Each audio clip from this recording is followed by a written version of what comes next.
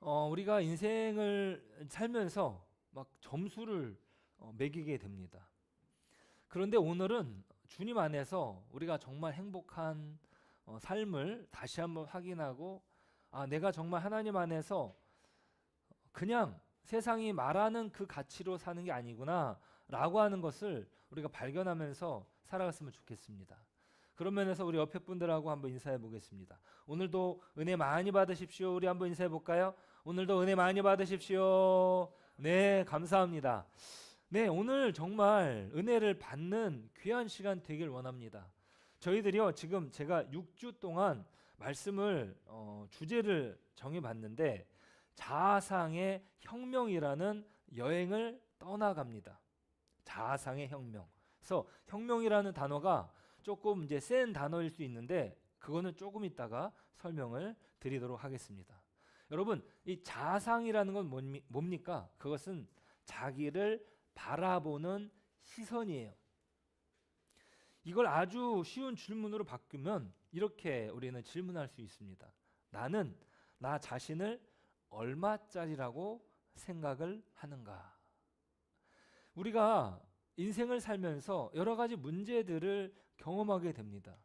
그런데 그 문제들의 뿌리가 사실 많은 부분이, 이거는 굉장히 많은 부분들이 이야기를 하고 있는데 우리 삶의 모든 문제는 결국 자아상에 달려 있다. 내가 어떤 생각을 하면서 내 자신을 보느냐, 그것이 결국 내 삶의 열매를 만든다는 거예요.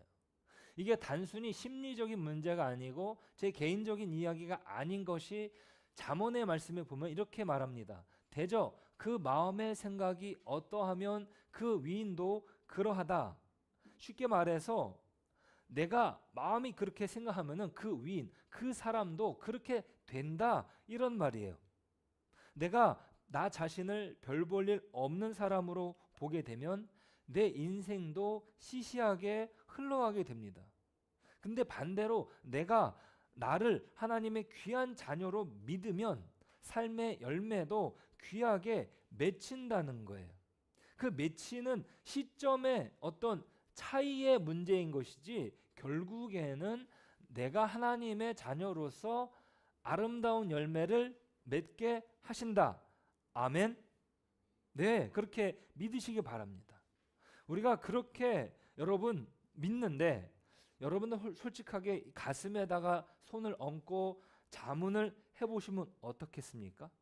평소에 이제 거울을 보면서 나를 보고 하루를 마무리하면서 아유, 나는 왜 이 모양일까? 막 그렇게 말할 때가 있어요. 내가 가진 게 없고, 성격도 별로고, 또 잘하는 것도 하나도 없는 것 같아 하면서 땅이 꺼져라 한숨이 쉬어지는 때가 있는 거예요. 그래서 우리는 우리 스스로를 어떤 면에서는 막 떨이 상품, 하자 있는 물건이라는 이 꼬리표를 붙이고 있을 때가 있다는 것입니다. 이렇게 단정을 짓는다는 거예요. 문제가 바로 여기에서 발생을 하는데 뭐냐면 하나님이 나를 보시는 시각과 내가 나를 보는 시각의 사이가 어마어마하게 격차가 있다는 것이에요. 하나님은요, 우리를 보배롭고 존귀한 자녀라고 말씀하십니다. 너는 걸작품이다 라고 이야기하세요. 그런데 우리는 하나님, 그런 말도 안 되는 말씀 하지 마세요. 제 꼬라지를 보세요. 이러면서 막 자기 자신을 막 하나님의 말씀에 대해서 막 거절을 하는 것들을 우리가 발견을 하게 됩니다. 그래서 이 말씀의 시리즈가 자아상의 수정이다, 아니면 자아상의 변화다, 이런 걸 이야기한 게 아니라 자아상의 혁명이다라고 말씀을 드리는 것입니다. 혁명은요, 그냥 고쳐서 쓰는 게 아니라 완전히 그 판을 뒤집어 엎는 거예요. 혁명이라는 거는. 그 속에는 정말 어마어마한 가치와 어마어마한 희생이 거기에 들어가게 됩니다. 정말 그래요. 그래서 우리는요, 여러분 자신에게 붙인, 그러니까 세상이 붙인 가짜 가격표를 떼고 하나님이 붙여주신 진짜 가격표를 확인하는 시간을 갖길 원합니다. 하나님이요, 태초부터 우리에게 붙여주신 가격표가 있어요. 하나님은 우주의 주인이신 하나님, 우리를 얼마짜리로 보고 계신가 라고 할 때 그 놀라운 계산법 속으로 함께 들어가 보겠습니다. 자, 먼저 진짜 몸값이 어떻게 매겨집니까? 세상은요, 막 계산기를 막 들이댑니다. 우리한테. 당신은 연봉이 얼마입니까? 그죠? 당신이 사는 아파트 평수는 얼마예요? 그리고 당신이 타는 차는 뭡니까? 그리고 당신 외모가 좀 별론데요. 뭐 이런 식으로 이야기를 한다는 거예요. 조건들을 계산을 해가지고 가격을 매기게 됩니다. 조건이 조금 좋으면은 어깨가 올라가게 되고, 조건이 나쁘면은 기가 죽게 되고. 그런데 성경이 말하는 정답은 무엇이냐?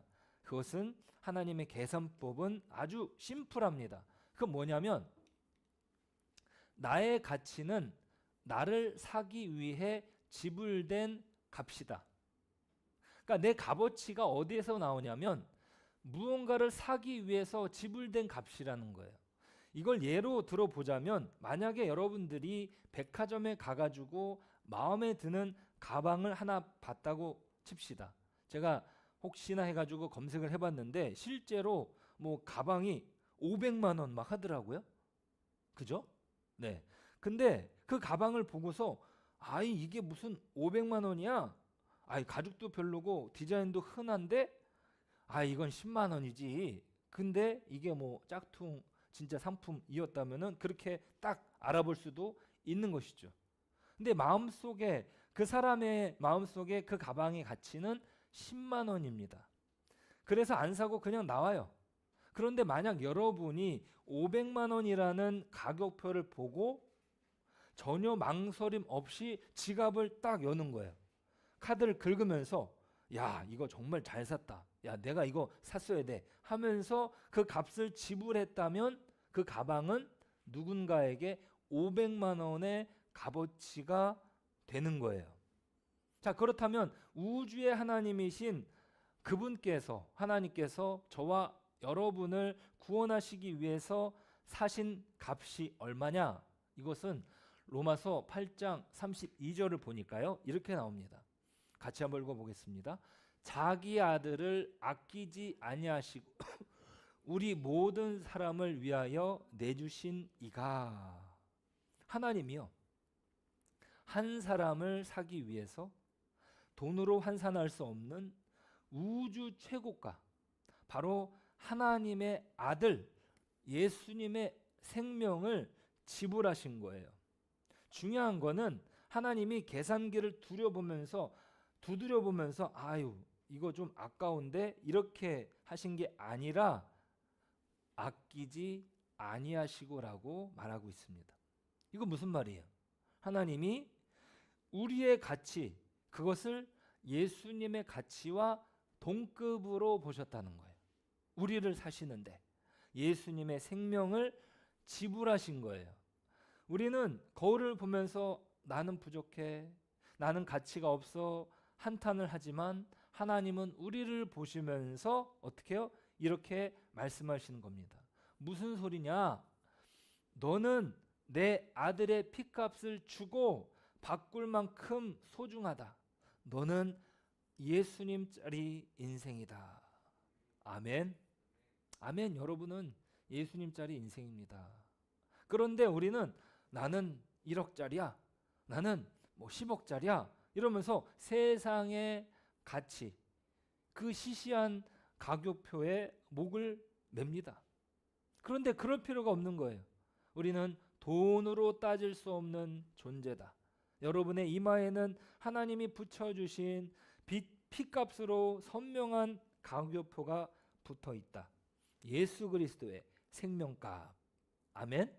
네, 따라해 볼까요? 예수 그리스도의 생명값. 아멘. 오늘 이 시간 이 사실이 믿어지시길 바랍니다.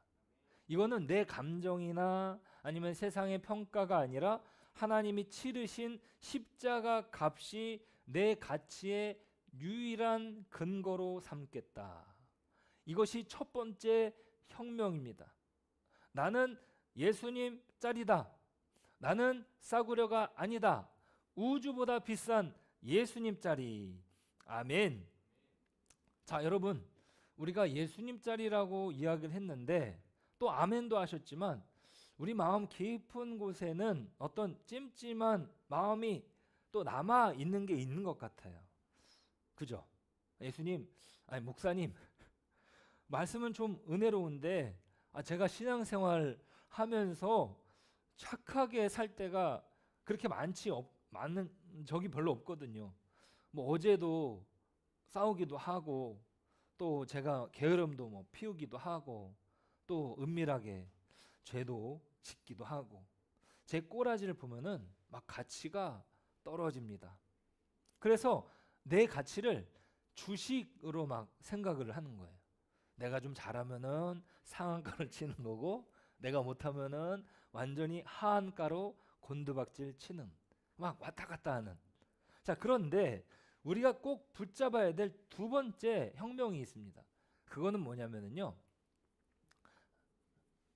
나의 상태가 나의 가치를 결정하지 못한다라는 거예요. 따라해 볼까요? 나의 상태가 나의 가치를 결정하지 못한다. 자, 여러분 한번 상상해 보십시오. 저기 미국에 가면은 다이아몬드를 캘 수 있는 공원이 있습니다. 여기에는 입장료만 내면은 거기서 캐는 다이아몬드는 그 캔 사람의 소유로 돌아가게 돼요. 그래서 실제로 발견한 이 다이아몬드인데 이게 수억짜리 값어치가 있다고 하잖아요. 자, 여러분이 이 다이아몬드를 발견을 해가지고 너무나 좋아가지고 막 달려간다고 생각을 해보십시오. 이야, 이거 이제 가가지고 내가 그 사람들한테 이거 증명서를 이제 내가 캤다는 증명서를 이제 받아야지 막 달리고 있는데 발을 헛디뎌가지고 손에 쥐고 있던 다이아몬드를 놓칩니다. 근데 며칠 전에 비가 와가지고 물 웅덩이가 있었는데 그 물 웅덩이 아주 시커먼 진흙탕 속으로 들어간 거예요. 그런데 지나가던 사람이 모르고 그걸 밟아버린 겁니다. 그러니까 이 다이아몬드가 끈적한 진흙과 오물에 뒤집혀가지고 형체를 알아볼 수 없게 된 거죠.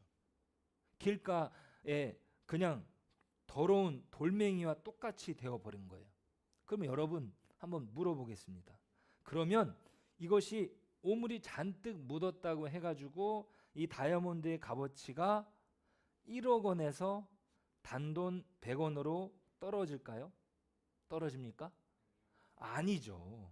더러운 것에 묻고 발에 밟히고 했어도 물로 씻어내기만 하면 여전히 변함없이 빛나는 1억 원짜리 다이아몬드다. 여러분, 다이아몬드는요, 진흙에 굴러도 여전히 다이아몬드입니다. 자, 본질적인 가치는 외부의 환경이나 오염에 의해서 결코 변하지 않는다는 거예요. 그러니까 그 가치의 불변성이에요. 여러분들이 가지고 있는 가치에 대한 이야기예요. 내가 실패라는 진흙탕에 빠질 수 있고 타인의 비난과 무시라는 오물을 뒤집어 쓸 때가 있고 세상이 나를 밟고 지나가는 것처럼 느껴지는 비참한 순간도 있습니다. 비참한 순간이 있어요. 그렇지 않습니까? 네. 자, 그럴 때 기억하십시오. 내가 어떤 상황도 여러분이라는 그 소중한 가치, 그 고유한 그 빛을 훼손시킬 수 없는 것입니다. 여러분, 털어내고 닦아내면 여전히 세상에서 가장 귀한 보석이다.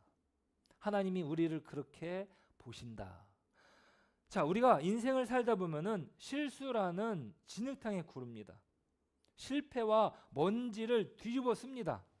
또 죄의 오물도 묻어가지고 내가 봐도 정말 한심하고 초라해 보일 때가 있어요. 그러면서 나도 모르게 막 한숨이 쉬어지죠. 야, 나는 망했다. 아유, 정말 왜 이럴까? 나는 쓰레기야.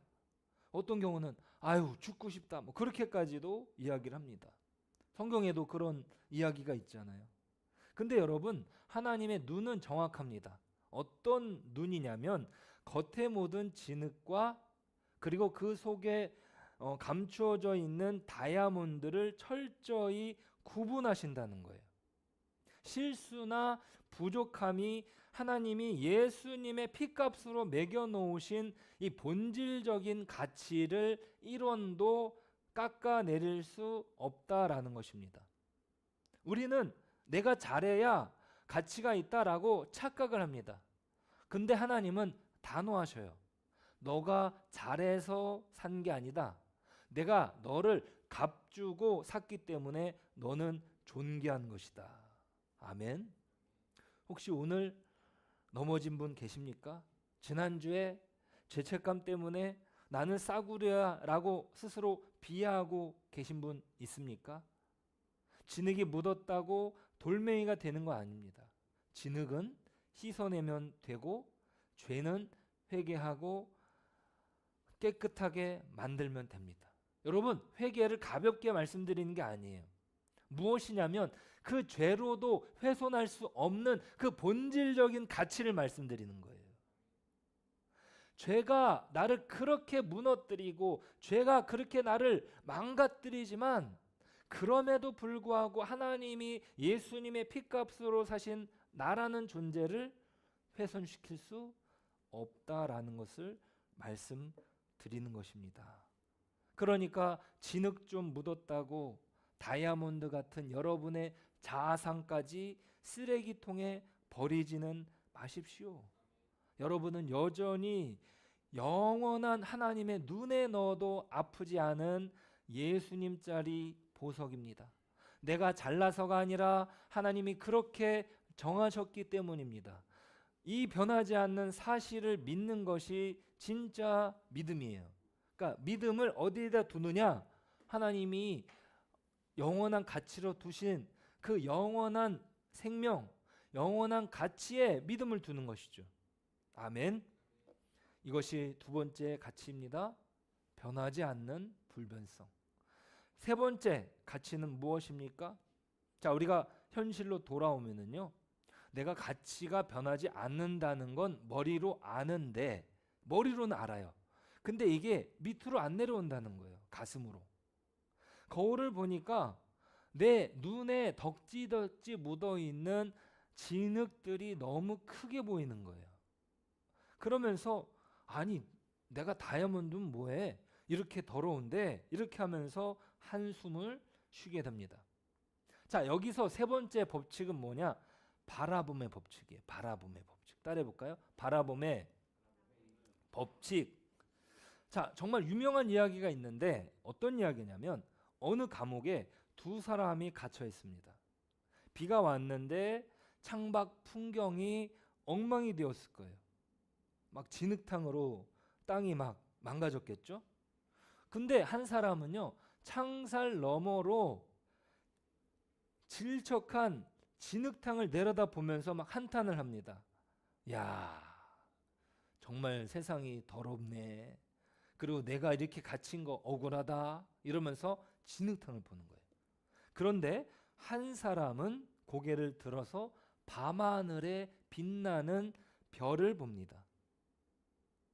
여러분, 여기서 굉장히 중요한 포인트가 뭔지 아십니까? 굉장히 중요한 포인트는 뭐냐면 별도 사실이고 진흙도 사실이에요.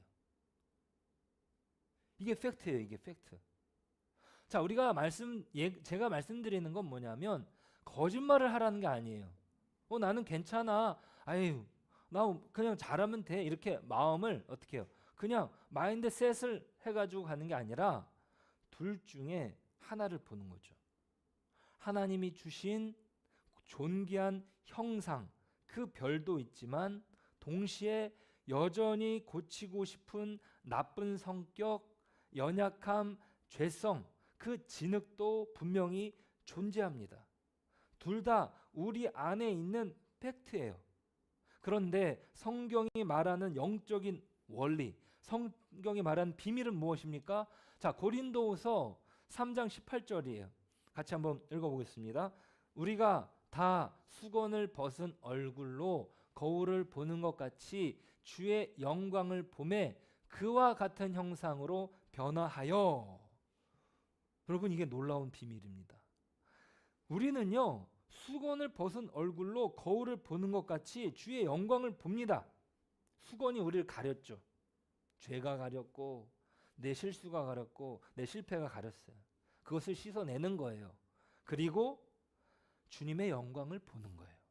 그러면 어떻게 됩니까? 그와 같은 형상으로 변화된다는 것입니다. 그러면 영광의 영광을 이루고 곧 주의 영으로 말미암은 것이다. 주님의 영이 하시는 일이 바로 그것이에요. 자, 중요한 진리. 우리는 우리가 바라보는 대상을 닮아갑니다. 아멘.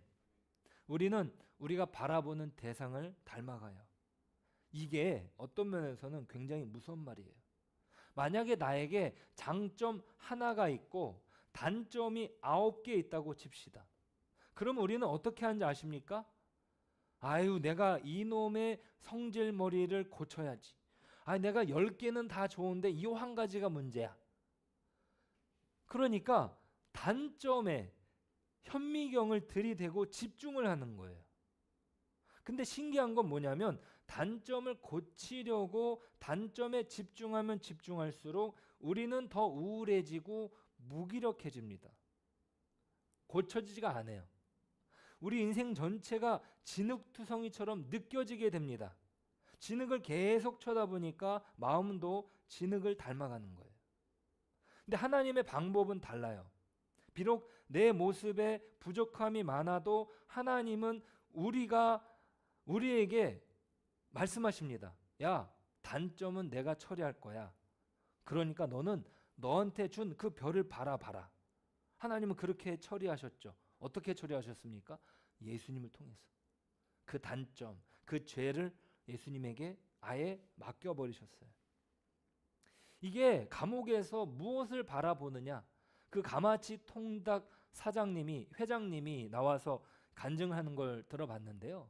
그분이 어떻게 뺑소니로 몰려가지고 이게 완전히 이제 뒤집어 쓰게 되는 건데 감옥에 들어갔대요. 유치장에 들어갔는데 너무나 억울하고 막 분이 나가지고 자기가 절대로 이거 인정하지 못하고 내가 나가면은 저들하고 싸워가지고 내가 죽고 저 사람도 죽거나 그럴 마음으로 막 계속 분을 못 사겨가지고 막 이러고 있는데 자기도 모르게 기도원 성경 있잖아요. 그거를 보고서 한 구절을 봤는데 그 하나님께 나아가기 전에 형제의 죄를 용서하라고 하고 그렇게 그 구절을 보고서 믿는 분도 아닌데 교회를 다녔던 분이었나? 어쨌든 이거대로 내가 한번 용서해 봐야 되겠다 해가지고 용서를 하는데 그리고 자기가 죄인이라는 거를 이제 거기서 좀 느끼게 된 거예요. 자기가 지금은 아니어도 예전에 그렇게 나쁜 마음 먹었던 거, 예전에 내가 착하지 못했던 부분들 이렇게 떠올리면서 막 자기 죄를 하나님께 이야기하고 용서를 구하고 하는데 자기 마음이 평안이 오고 그리고 자기가 용서하지 못하겠다고 했던 그런 마음들이 완전히 바뀌어가지고 완전 다른 삶을 살게 된 거예요. 여러분, 똑같은 감옥이라는 상황에 있다 할지라도 내가 무엇을 보느냐에 따라서 완전히 달라지는 거예요. 우리는 이렇게 말할 수 있습니다. 그래도 하나님은 나를 사랑하셔.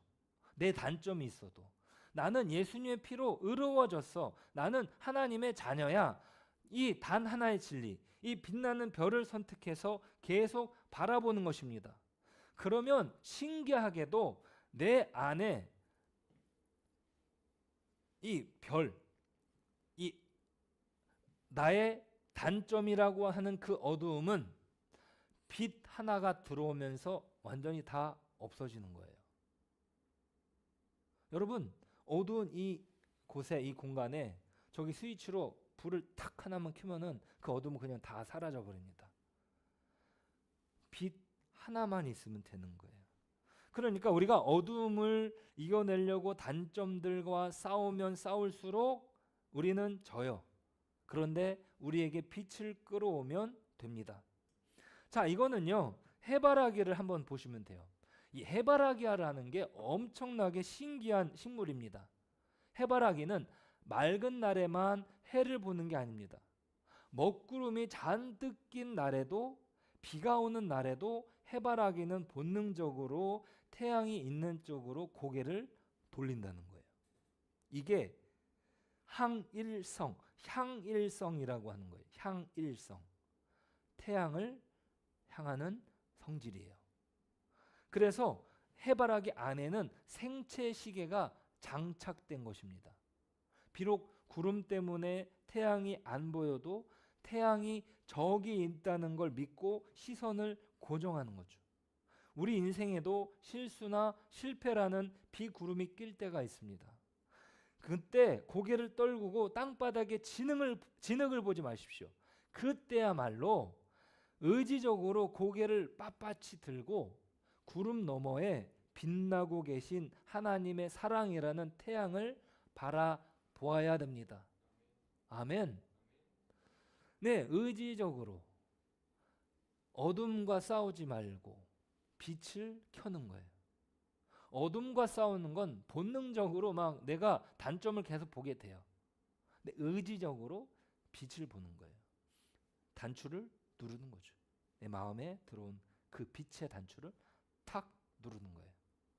그게 너무나 필요합니다.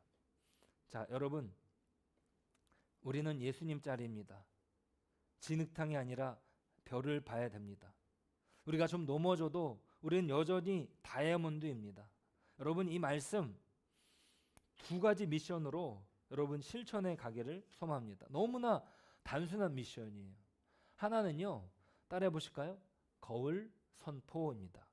거울 선포.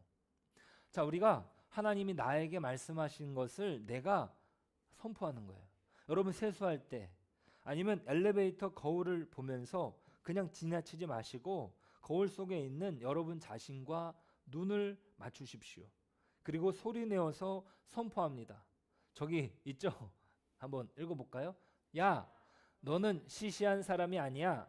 너는 예수님 짤이 인생이야. 네, 이거를 그려주더라고요. 야, 완전히 어떻게 저렇게 잘 그려주는지 모르겠어요. 네, 여러분의 입과 귀가 나를 바꾸게 됩니다. 처음에는 어색해서 웃음이 나올 수 있습니다. 하지만 이게 뇌과학적으로 이게 밝혀진 건데 뇌 가소성이라고 하거든요. 그러니까 지금도 나는 바꿀 수 있대요. 그러니까 90세가 돼도 바뀔 수 있대요. 그게 바로 뇌 가소성이에요. 실제로 밝혀진 거는 80세, 그러니까 70세에 은퇴를 하고서 아들이 그 아버지한테 이 카누 있잖아요. 카누를 계속 가르쳐 드렸어요. 그래서 아버지는 그것을 그래 내가 못하지 이게 아니라 그래 한번 해볼까 이러고 그냥 머리로 해봐야지 라고 해서 이 카누를 매일 했는데 몸이요 40대로 돌아가는 거예요. 그러니까 이게 뇌에서 먼저 움직이는 거예요.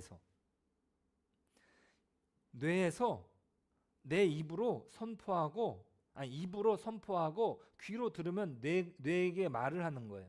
그래서 그냥 글씨만 읽는 거는 부족합니다. 뇌를 바꾸고 영혼이 깨어납니다.